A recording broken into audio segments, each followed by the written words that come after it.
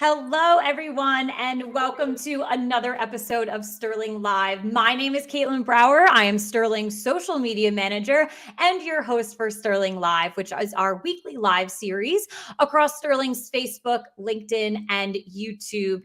Week after week, we really just come, to our audience with some great, thought leadership content. We meet with our clients, our partners, other just, thought leaders in the space. And I'm really, really excited today because I have two amazing guests with me. Only one's on camera right now, so don't worry. The other guest is coming. It's a little bit of it's not a surprise. It was in our promos, but don't worry. We do have someone coming on later as well. But I'm so excited that Peter Walker is here with us today. Peter is our Chief Financial Officer at Sterling. And as you can see at the bottom of our screen, this is our topic today. We are celebrating Pride Month in 2022. So may I, say to our audience, happy Pride. So excited to be here today and for this to be our topic. So I don't want to waste any time because we've got some great content. Peter is going to be a phenomenal guest for us. So I'm ready to get into it. Peter, are you ready to get into it?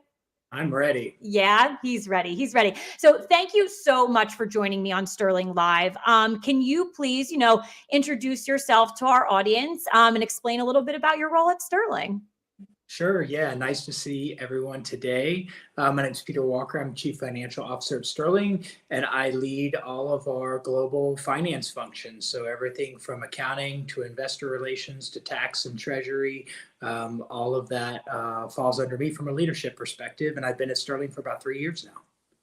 Awesome. I feel like I thought you were here a little bit longer because I feel like I've only been here for 3 years, but it's a good long 3 years. A lot has happened, for our company for the better. So it's all really good stuff for sure. So, being that you've been here for 3 years, what exactly brought you to Sterling? Yeah, so whenever I look at a career opportunity, there's really three things that I use as my filter, right? So my first one is, what's the industry?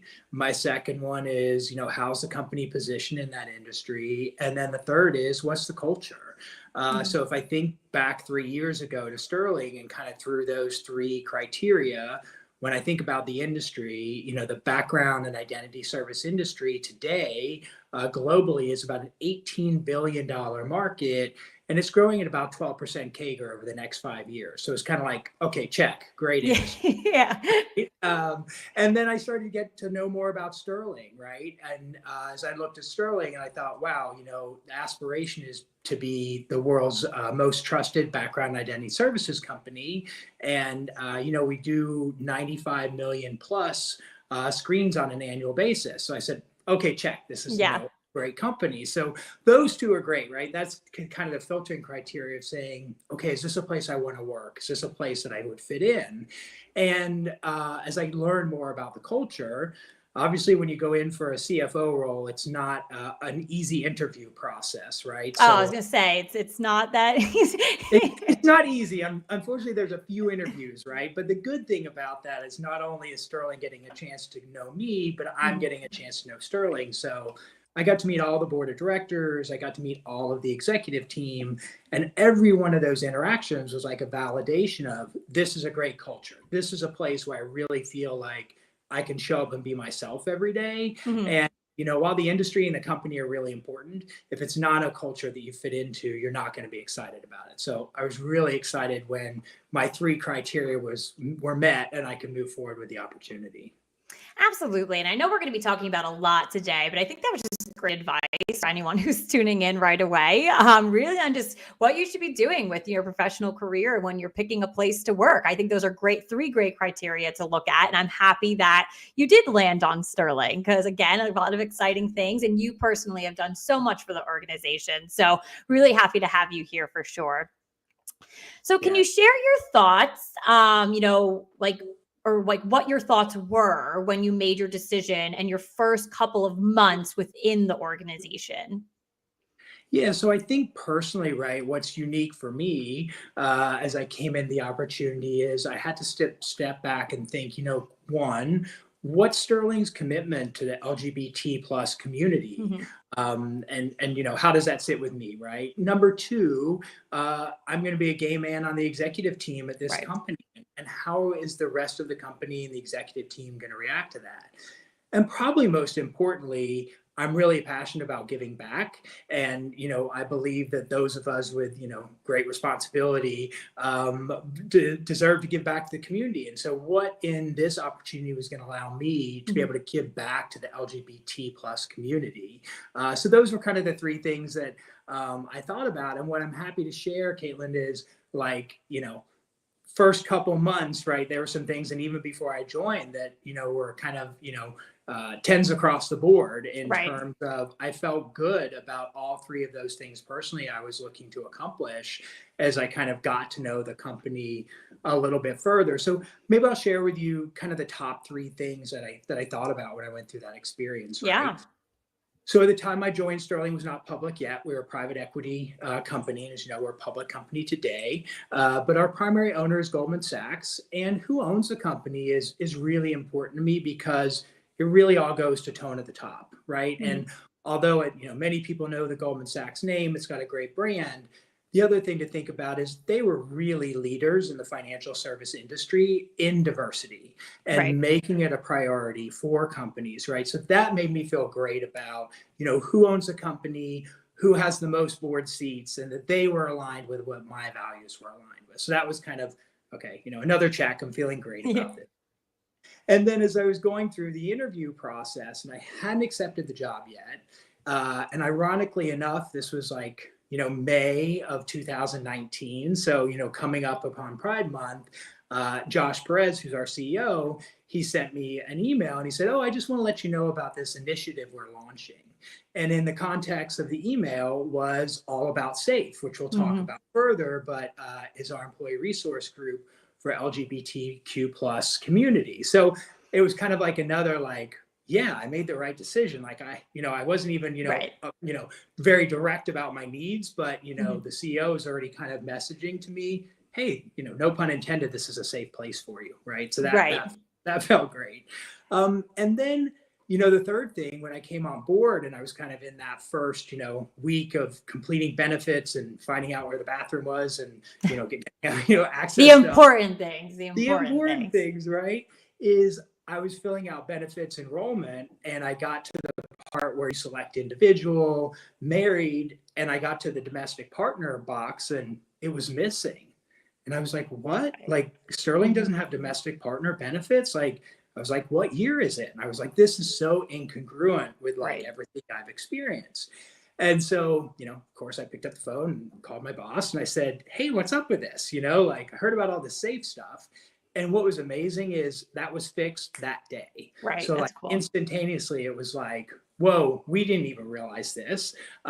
Sorry, let's get this corrected for you. So it was just, a great experience to initially come into the company and have those things happen to validate that this was a great place for me to work.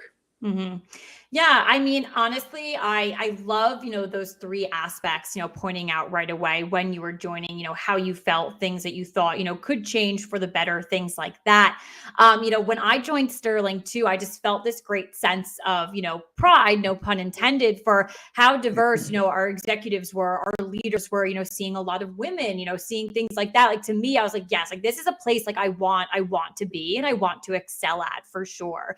So I'm glad that I hear that amongst the organization of people joining, because it is that true pride and is, seeing someone else that's just like you or has similar values, things like that. So really awesome to hear that, Peter, for sure.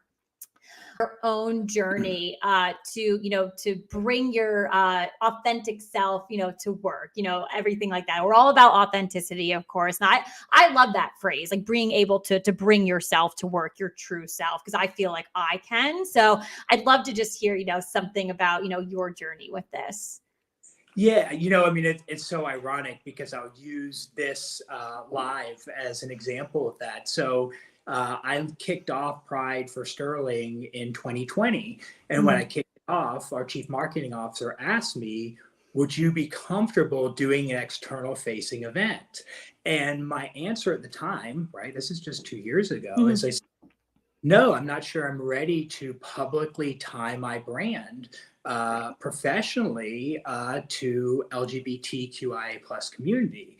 And that's a big thing that's changed for me in 2 years. And I tell you, there were a lot of things that changed that for me, but probably the biggest was I had the opportunity to do a board workshop later in the fall of 2020. And in that board workshop, I got some, and the purpose of the workshop was kind of what skills do you need to prepare yourself to sit on public and private company boards.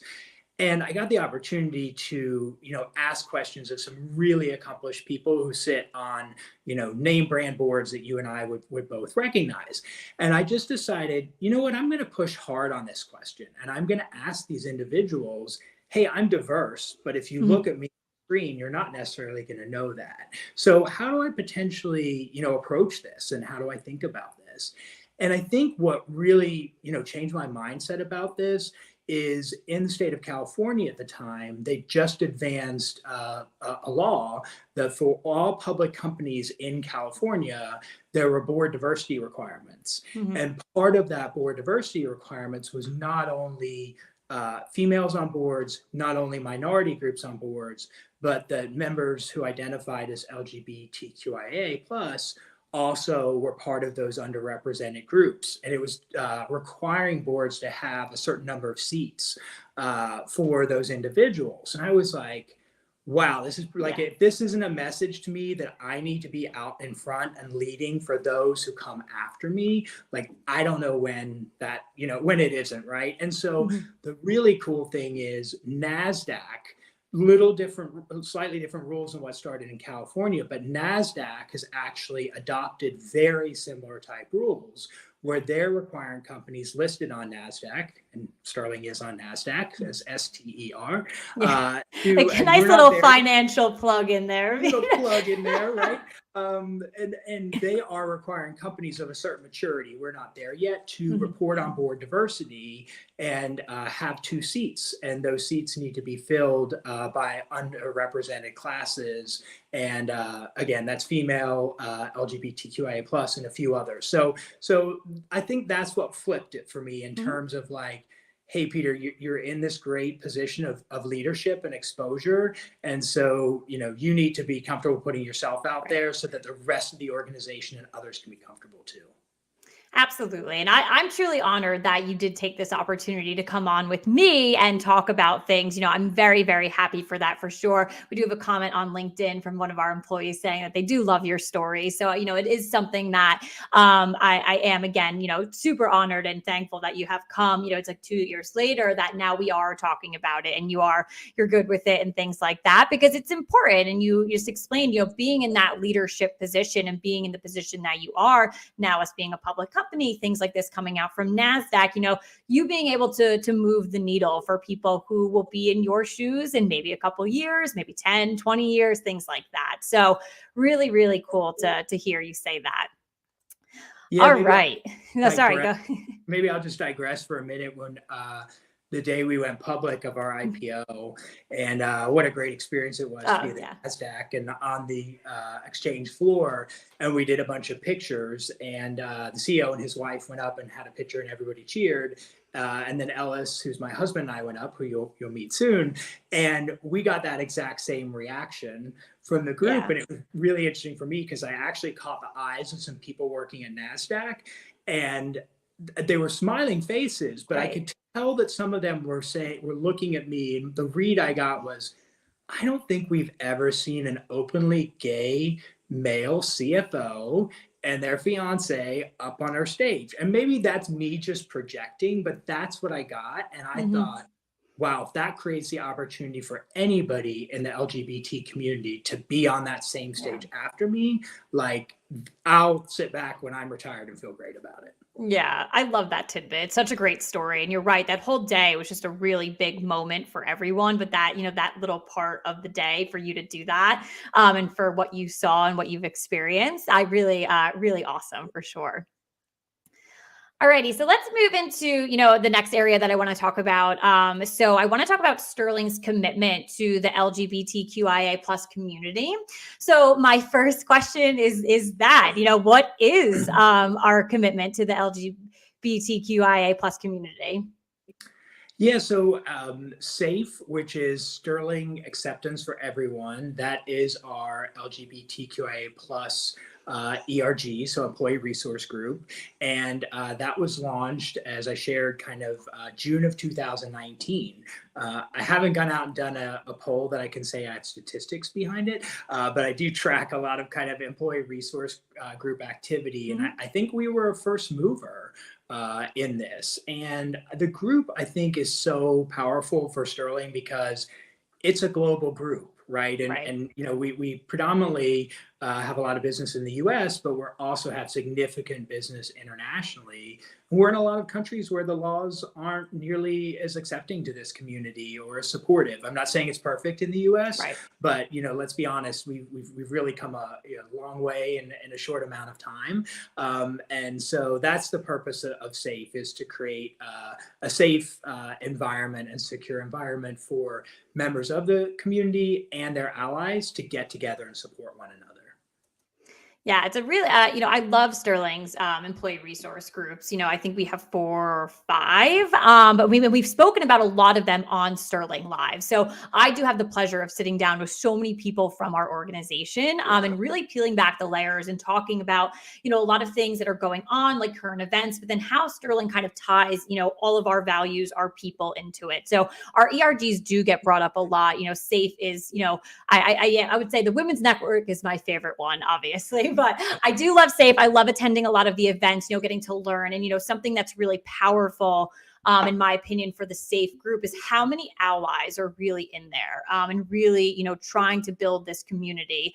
And so I really think that we are, Sterling has our commitment, of course, but it's not just going out and making a corporate statement. Our employees who are driving the business are really driving this commitment as well. So it's really, really cool to see, kind of internal at our company. So I'm excited that we're talking a little bit about it today for sure.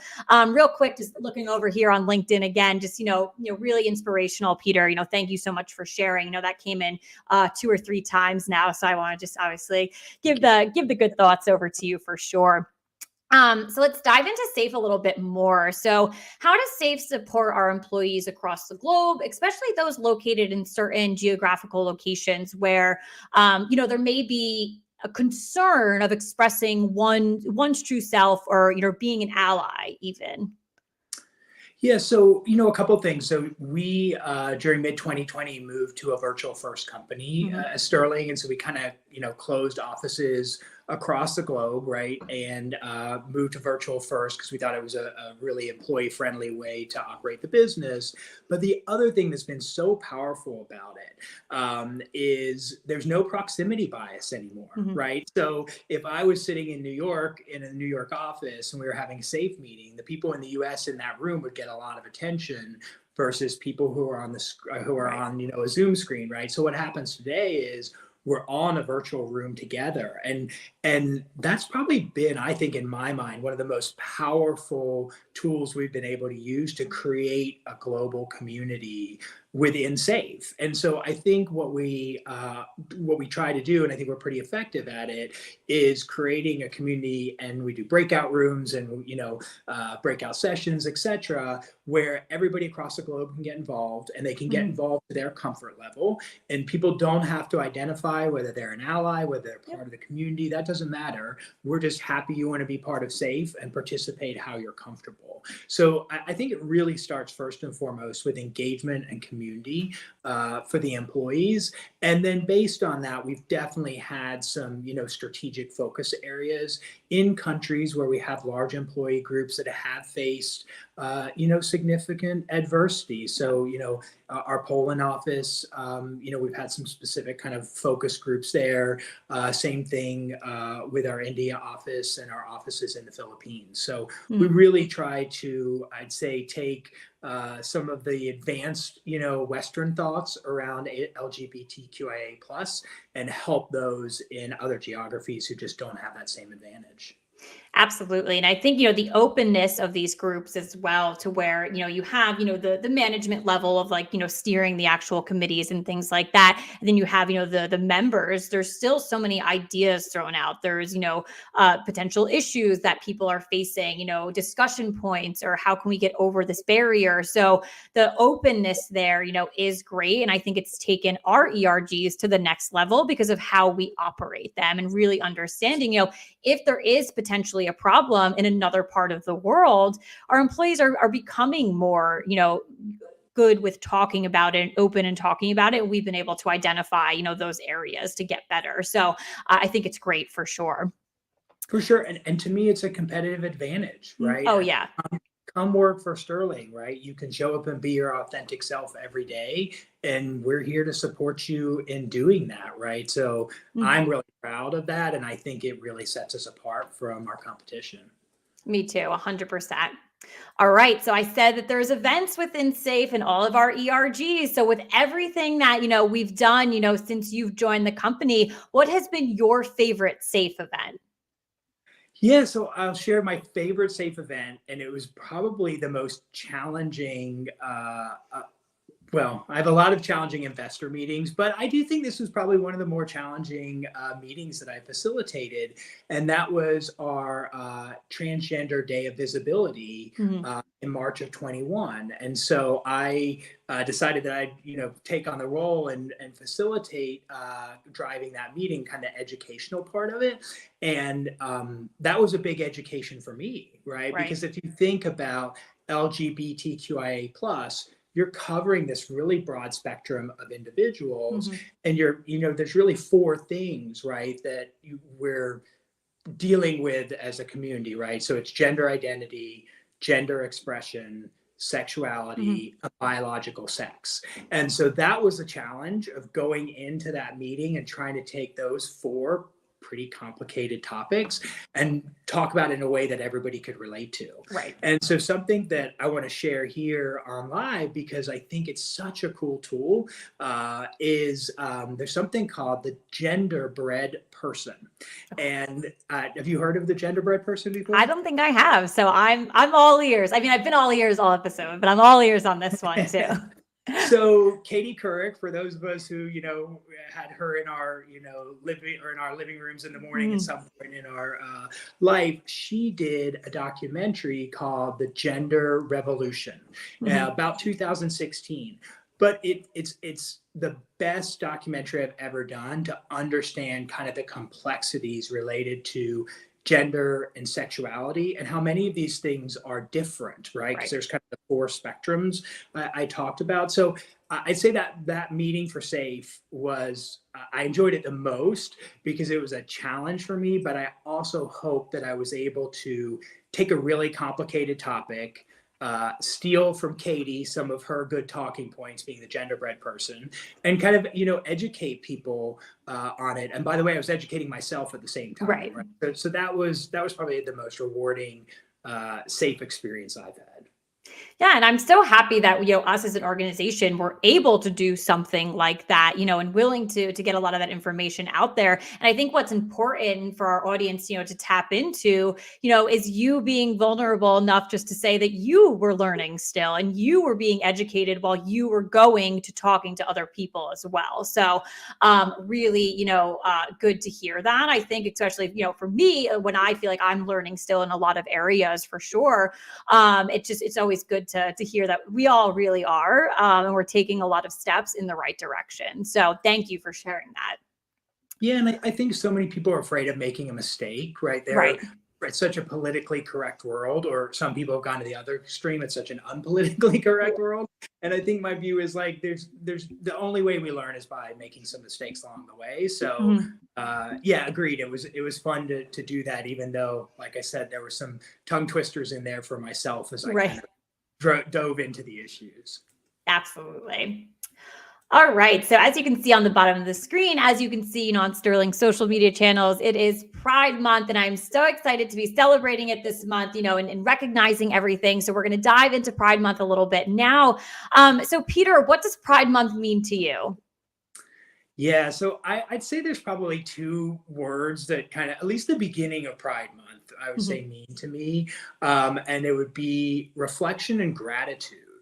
And maybe I'll talk about each one a little bit. So, reflection would be um, just the velocity at which the LGBTQIA movement has happened within the United States, Mhm. right? And how quickly, there's still so many equality rights to be fought for, and especially across the world. I think we're very advantaged here in the US.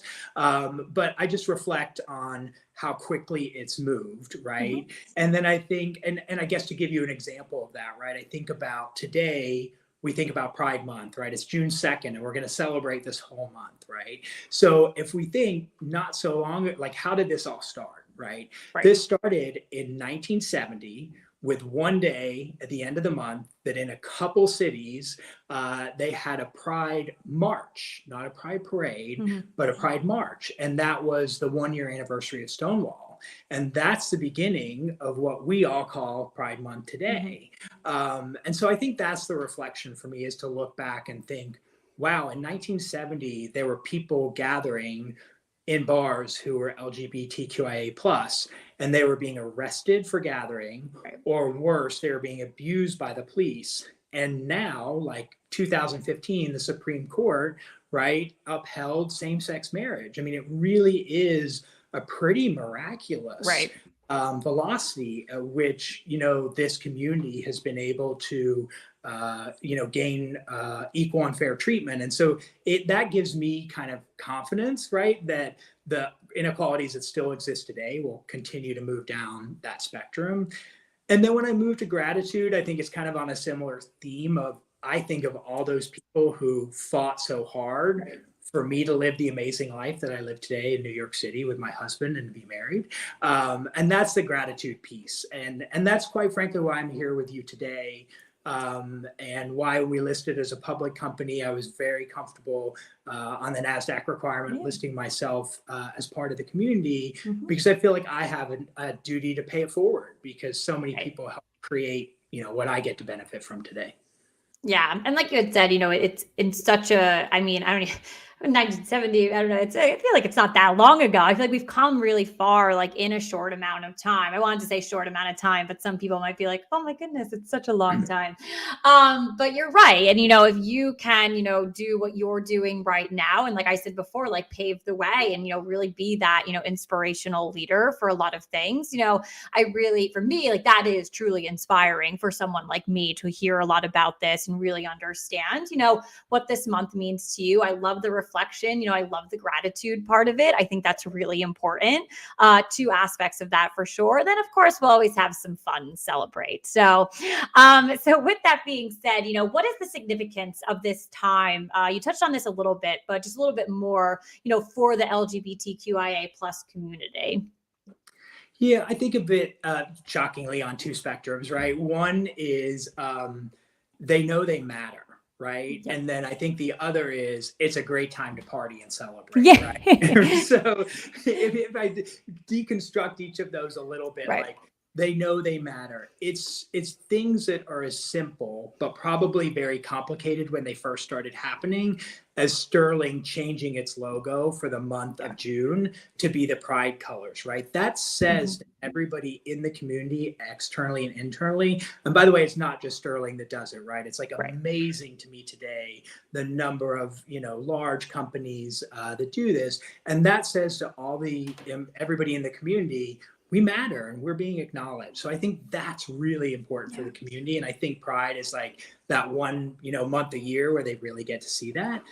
And then I think the other place is really celebration, right? I mean, Right. when we think about Pride activities in June, people fly from all over the world to be part of things that happen in New York, and they get to meet up with friends they haven't seen for a period of time, and they really get to be concentrated with their community for some period of time and have a good time together. So that, I think that's how I think about Pride kind of from an overall perspective. Yeah, it's totally important, both aspects of it. It's being recognized and seen. And then also, too, again, making sure that we do take the time, to celebrate. And like you had said, people coming in, from all around and being a part of this massive community, on both sides of it. So I really love hearing that. And I know I can't wait to always see. I have a ton of friends that live in New York. So always seeing everything on social media during this month is always so fun. So I'll venture in for a couple things maybe. So, but always fun to watch all of that. That's great. Well, it's always a colorful crew, that's for sure. Yeah. It's good. It is fun to watch for sure. So regarding, some current events that are evolving and, really impacting a lot of human rights. I know you have a personal story that you'd like to discuss with our audience around this. So if you wouldn't mind, could you please share? Yeah, for sure. So it's probably about a year ago, maybe a little later in the summer, Sunday night, we were driving back from the beach, my husband and I, Meatball, our dog, he was in the back. And, I was to say, where's this dog? He's not on camera today, but maybe next live he can be. But we were in the car and we got a call from, I'll just say, a very close, friend, family member. I'll speak in general terms to not disclose anybody's kind of, private issues. But we got a call from somebody pretty close to us who is a parent, lives in the southeastern United States. So it gives you a little bit of, stage setting.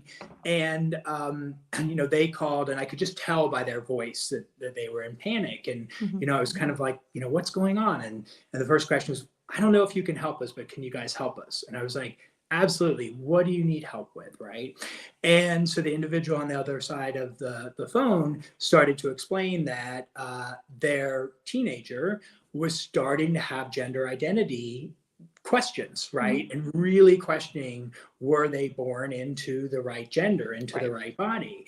And because of where they live, their access to resources was really limited. And as they kind of went on further to give more detail, really the only resource they had was the church. And hey, this, religions can go many ways and many religions are open, but in this particular circumstance, this church was not open to any exploration. It was, how do we get this, teenager back on the path of how they were born is their gender, right? And so, as I kind of self-reflected and asked a few questions, I was like, wow, I can't believe that it's 2022 and there's no resources available on the national level or the local level that this person who's close to me could have called, right? I mean, they felt completely helpless.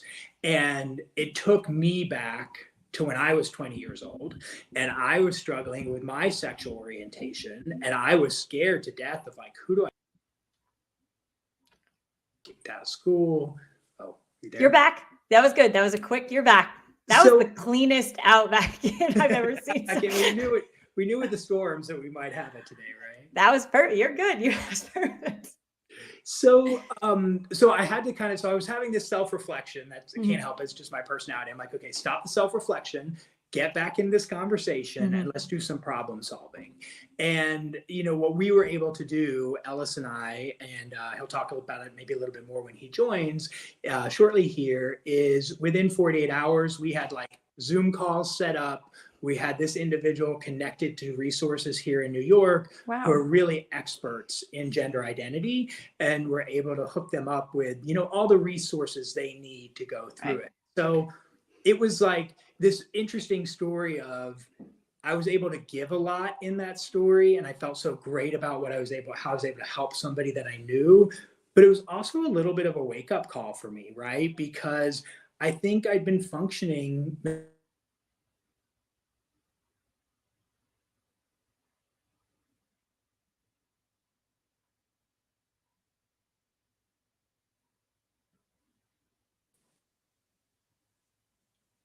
I'm here.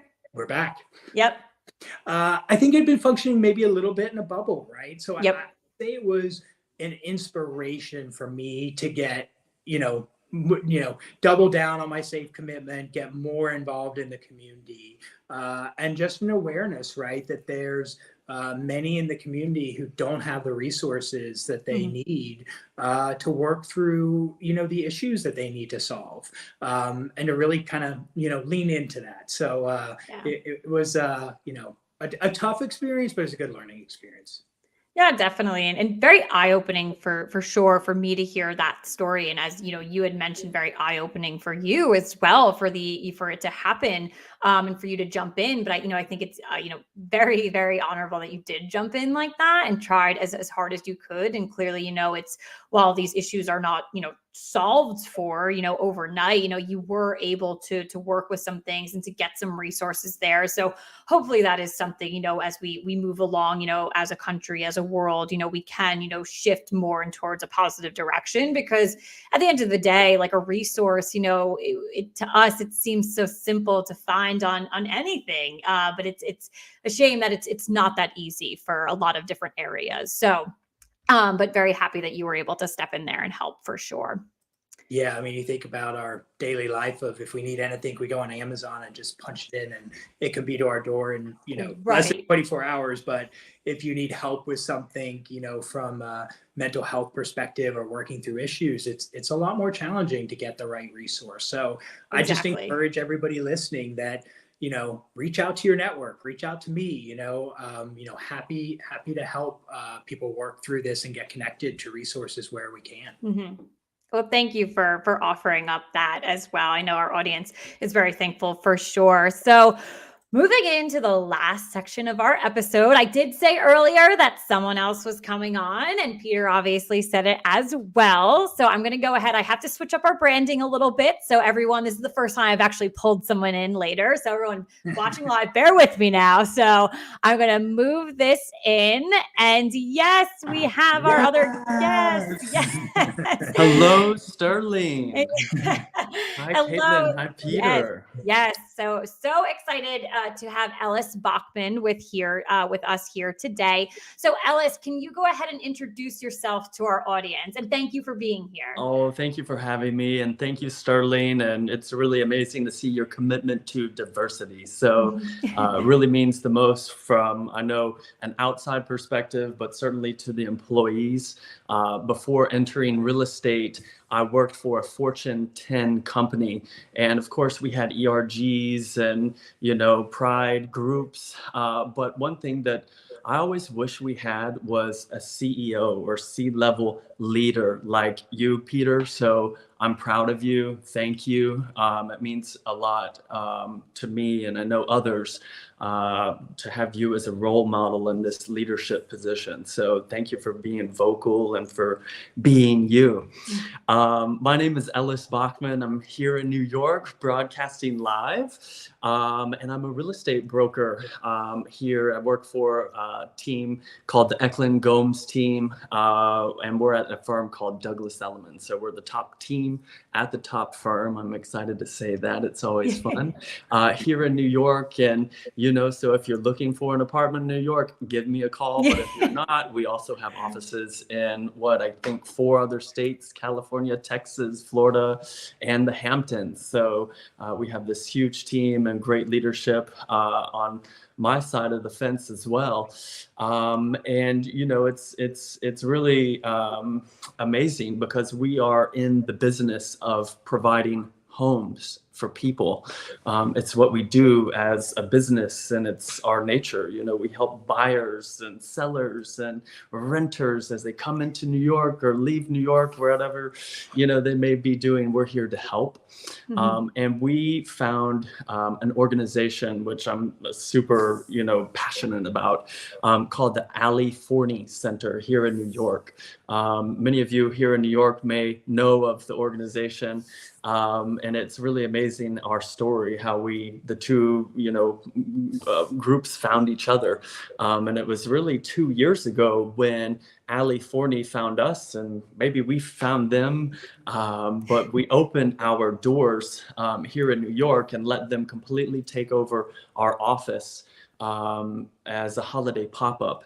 And this organization provides housing and care and psychological treatment and education and financial education to homeless LGBTQIA plus youth, which is so important because here in New York, there are over 4,000 homeless youth who don't have a place to stay and no home. And these are young individuals who are typically traumatized because they were abandoned by their family. You know, I can relate to not having a family that's supportive of me being gay. My biological parents were, you know, not supportive. And fortunately, I knew how to, I guess, navigate the waters and had, you know, my mother, who I guess by adoption took me in. And, you know, I think it's a great way to pay it forward and partnering with this organization, you know, and working with them because we helped Ali Forney locate just very recently. I think we signed contracts on it in the past couple weeks, a townhouse in here in New York, which will be the first home for trans youth. Nice. So we just signed contracts and we went through a major capital campaign and raised $5.5 million to purchase this home and furnish it and provide staff and food, just so they can open their doors. And it's really a beautiful, beautiful thing that we were able to help them accomplish. And I was even fortunate enough to meet some of the clients at Ali Forney who will be living at the home, you know, in person. We were able to meet, and it was just like, wow, like I can't even believe people are homeless and youth and gay, and you mix it all together and they have nowhere to go.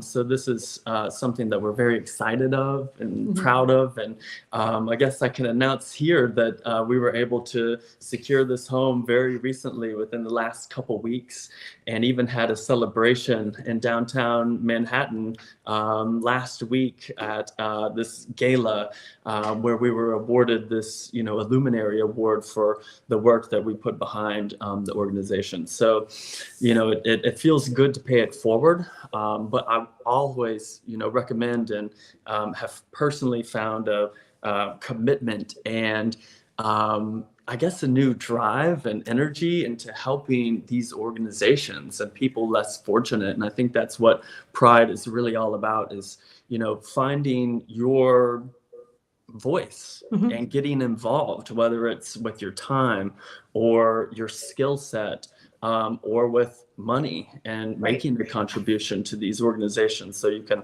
help others, whether it's, you know, homeless youth or human rights campaign, because there are so many people out there who, you know, need help and aren't as fortunate as, you know, all of us here on the call today. And so I guess that's what Pride is to me. And I'm very proud. And, you know, I think it feels good to like help others in need.